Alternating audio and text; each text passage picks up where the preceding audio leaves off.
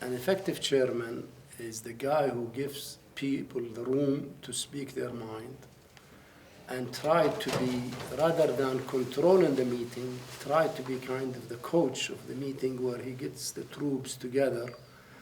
And at the end of the day, an effective chairman should not let the meeting go all over the place and side discussion, anything. In a nice way, he should bring it together and summarize to reach consensus.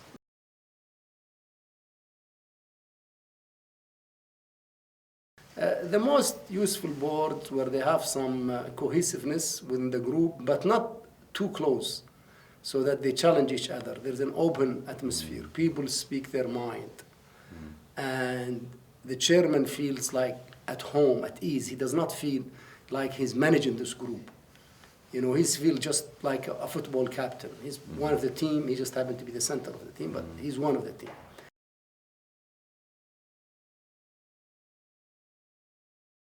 I would call for a team building workshop with an independent party. And I will try to get people agenda out in the open and use the third party to bring the inside of people out. Try to say, hey, we're here to work for the company. We're here to help the company. We need to leave our private agenda, whoever appoint us, what have you, on the side.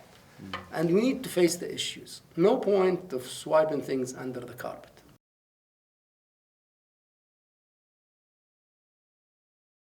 Most of the board members look at the chairman, let's face it. He's like the teacher, professor in the class. So by your action, not your words, the board will behave. If you respect people, you give them the airtime, you value their opinion, I think the board will go a long way. You should really bring everybody together by action, his own action, rather than just his words.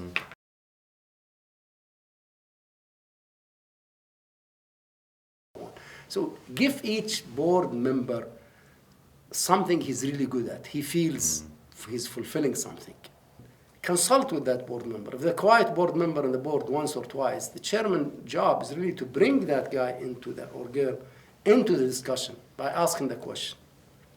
When it comes to the management, I think the most effective way in dealing with the management is that the management does not feel the role of the board is confrontational. I'm here to watch over you.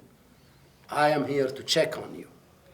That's where the mistrust and bad feeling gets in the picture. I think the good board is where the chairman and the board say, look, we are here to help. The other thing is the board to set clear targets for the management. Not a laundry list of 10 KPIs and 20. 4 or 5 things to do with like safety, training and development, EBITDA, margins, for example, the business, or cost, certain of these things. And these KPIs the board sets for management must be challenging but achievable. Nothing worse than putting targets that the chance of reaching them less than 1%, then you dismotivate people. So there have to be that relationship between, there is some challenge, but at the same time, I'm also here to help. That's, in my book, is the best way to go.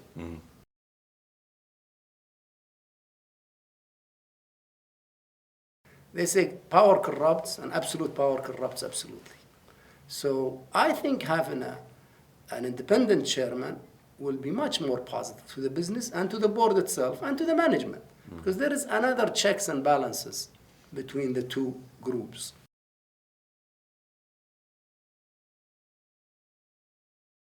Each board member to bring something to the table, but is really have a mix. Have somebody with financial background, have somebody with manufacturing / technical background, have somebody with some HR, soft skills to do these. And if you operate in a heavily legalized environment, I would also suggest having some guy or girl with a legal background. So I will try not to stack the deck with all the same because you like them or because birds of the same feather stick together. No, I think we should resist that temptation.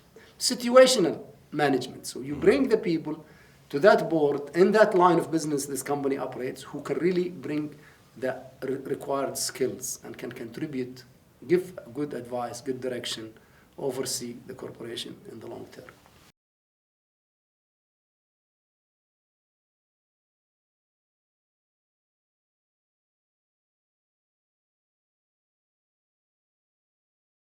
I think we have come a long way, especially in transparency and getting the data to the public at the right time. That has really come a long way. Board evaluation is not common, but it's starting to make an impact.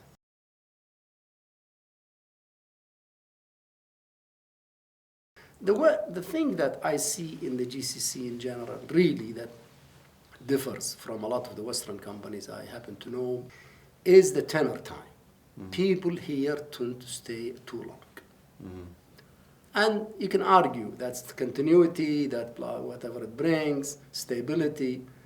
But I think beyond 2 terms of 3 and 3 or 4 and 4, I think really a change is needed because life changes.